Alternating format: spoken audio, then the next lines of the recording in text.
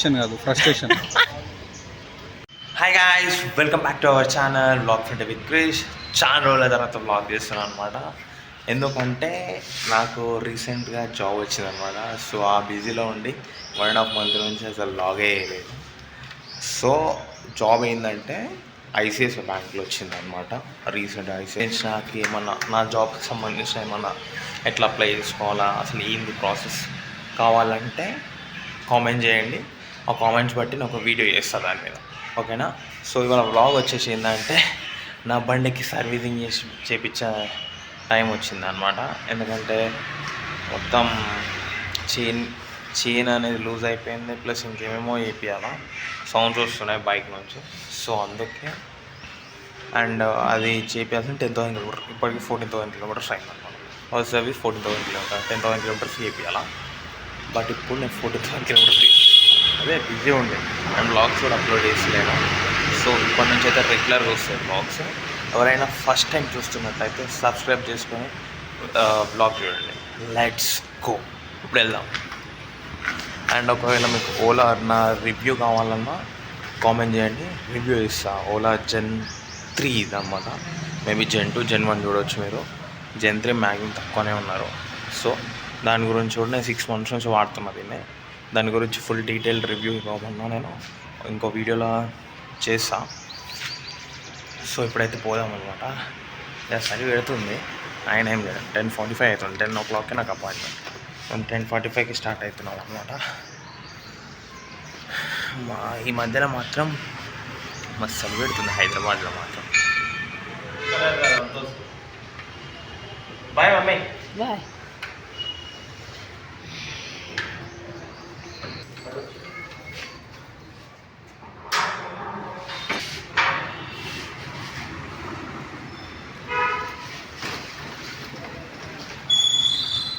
నుంచి స్టార్ట్ పెడితే ఎండింగ్ వరకు మొత్తం బండ్లే.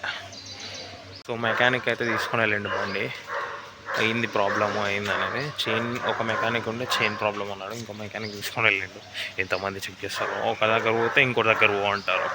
స్లాట్ ఉంటేనే అది కూడా, స్లాట్ లేకపోతే దిగడు కూడా దిగడు ఇవ్వడు ఇక్కడ. సో ఎవరైతే ఓలా ఉందామనుకుంటారో కొంచెం ఆలోచించి తీసుకోండి. సర్వీస్ ఇష్యూస్ అయితే మస్తు ఉంటాయి ఇక్కడ దగ్గర. సో వచ్చి చెక్ చేసిండు, చైన్ లూజ్ అయిందని. ఇది ఒకటి ఉంది కదా, ఇది ఒకటి పోయింది, దానికి 2,000 or 2,500 అవుతుంది అన్న.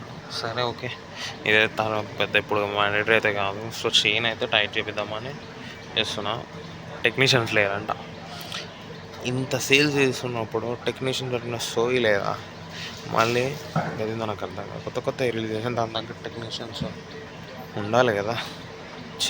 అమ్మ ఇది ఒక తలకాయ నొప్పి అయింది. చైన్ టైట్ చేయడానికి కూడా టెక్నీషియన్స్ లేదు. 10 నిమిషాల పని ఎక్కువ కూడా. మన ముందే ఇంకో ఓలా వచ్చిందనమాట ఆటోలో, అది కూడా ఒకసారి చూడండి. పాపం మొన్న వాళ్ళు అయితే అదే ఓలా మేబీ బ్యాటరీ డెడ్ అయిందో ఏమైందో అసలు కనుక్కుందాం ఒకసారి. ఈ బండి అయితే చూపెట్టాం కదా, సడన్గా ఆఫ్ అయిపోయిందంట అన్న వాళ్ళు చెప్తుర్రు. అట్లనే ఇది తిరిగి 14,000 కిలోమీటర్స్ అంటే 1.5 year అవుతుందంట తీసుకొని. అరే నా బండి 6 monthsలో 14,000 కిలోమీటర్స్ తిరిగింది అంతే. ఏవో ఎక్కువ వాడరు కూడా వాడరు అంటే వాళ్ళే చెప్తారు. అందరూ అన్న పోతుంది కదా, అన్నది ఇంకా దారుణం. కొని 10 రోజులు అవుతుందంట పాపం. ఏం చేంజ్ చేసిర్రు ఏమో తెలియదు. మళ్ళీ అన్నది ఏంటంటే చైన్ కాడ ఫుల్ సౌండ్. ఏమైందన్నా? తెలవాలి కదా, తెలుస్తానే ఇంకోసారి ఎవరు కొన్నారు. కొన్ని దండగా ఇది వేస్ట్.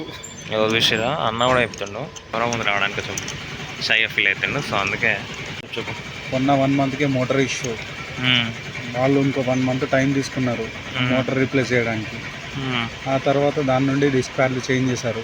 ఓకే, దానికి ఇష్యూ ఉంది అని చెప్పేసి వస్తే మేము రెస్పాన్సిబుల్ కాదంటున్నారు. ఓకే, ఎన్ని రోజులు అవుతుంది కొని? హార్డ్లీ 2 months అవుతుంది. 10 days షెడ్లోనే ఉంది. ఓకే, సో కొన్న తర్వాత ఎన్ని రోజులకు వచ్చింది ప్రాబ్లము? 15 days. మళ్ళీ Gen 3 వెహికల్ కదా, Gen 3. ఓ ఇట్లా ఉంది గ్యాస్. కొనకూరు ఓలా అయితే అసలు అవాయిడ్ చేసేయండి. ఓలా ఇన్నోవేషన్ కాదు ఫ్రస్ట్రేషన్. సో గాయస్, వ్లాగ్ అయితే చూసిర్రు కదా. సో అసలు ఏమైందంటే అక్కడ నుంచి నేను వచ్చేసాను అనమాట.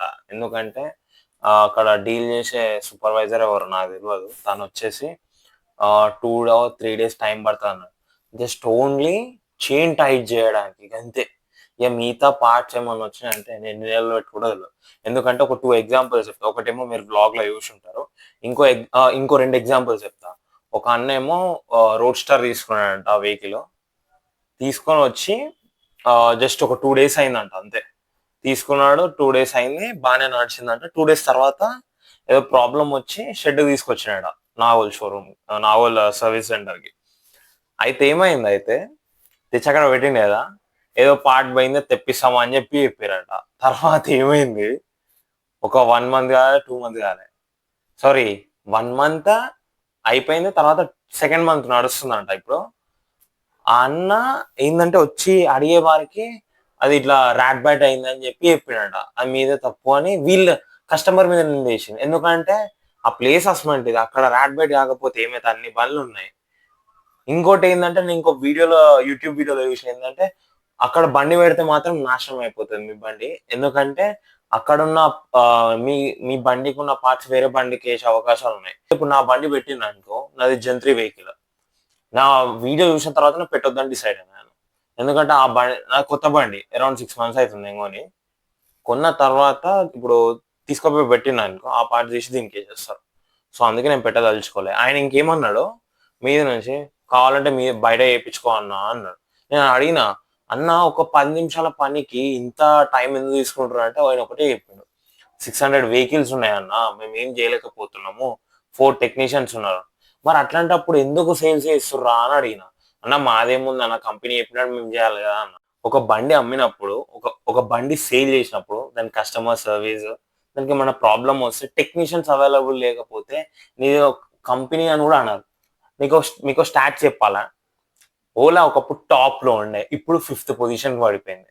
అండ్ ఇన్వెస్టర్స్ ఆల్సో కూడా ఎవరు ఇంట్రెస్ట్ చూపెడతలేరు అసలు ఓలా ఇన్వెస్ట్ చేయాలంటే. బట్ వీళ్ళు ఎట్లా సర్వైవ్ అవుతారో ఎవరికి కదా. బట్ కొనేటోళ్ళు మాత్రం కొంటురు.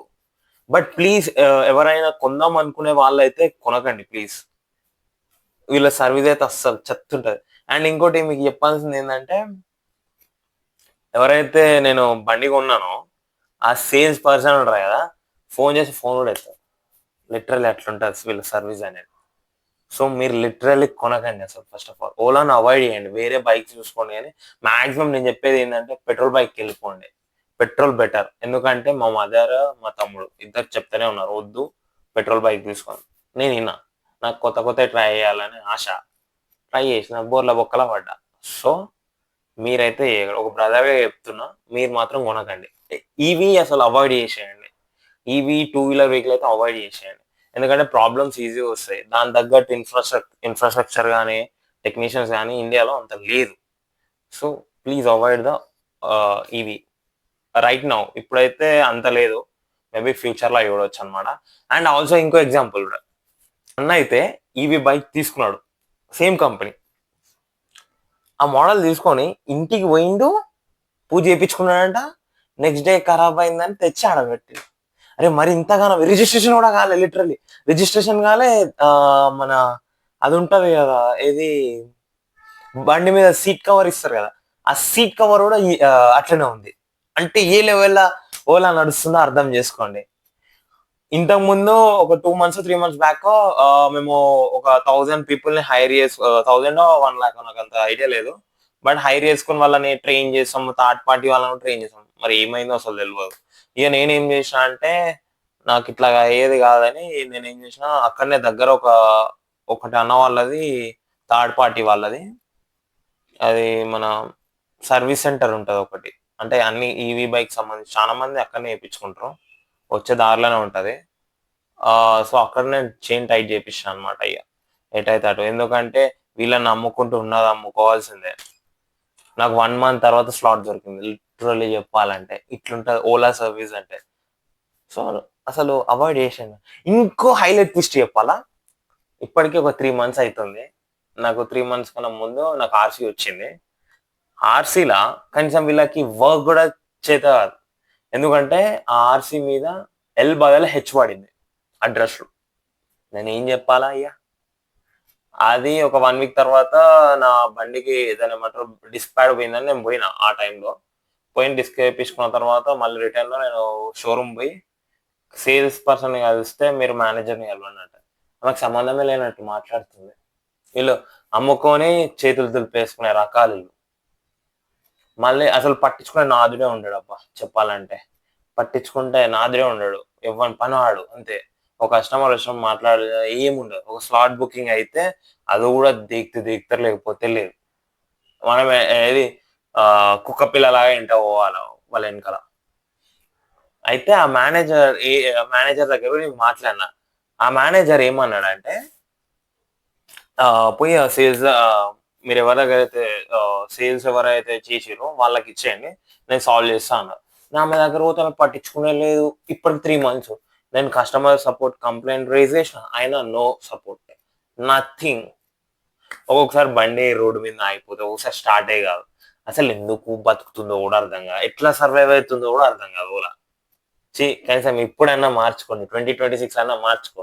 అండ్ ఓలా మేనేజ్మెంట్ కూడా అదే చెప్తున్నా, టెక్నీషియన్స్ హైర్ చేసుకోండి. లేకపోతే ఇప్పటికే గోవా, మహారాష్ట్ర లాంటి స్టేట్స్ లో ఆల్రెడీ సేల్స్ క్లోజ్ చేసారు. అనవసరంగా ఎడగొట్టుకున్నారు. స్టార్టింగ్ లో అందరూ ఇట్లా లేపిర్రు, బట్ ఏకదమ్ ఇట్లుంటది. ఒక ప్లానింగ్ లేకపోతే ఇట్లుంటది అనమాట. సో మన లైఫ్ కూడా అంతే, అర్థమైంది. ఒక ప్లానింగ్ తో పోండి. ఎందుకంటే ఓలా అని ఎగ్జాంపుల్ తీసుకొని వెళ్ళండి. ఇది ఒక జస్ట్ ఇది సంబంధం లేని మ్యాటర్, బట్ మీకు చెప్తున్నా అంతే. ఓకే, మీకు బ్లాగ్ నచ్చినట్టయితే సబ్స్క్రైబ్ చేసుకోండి, అండ్ లైక్ చేయండి, షేర్ చేయండి, కామెంట్ చేయండి.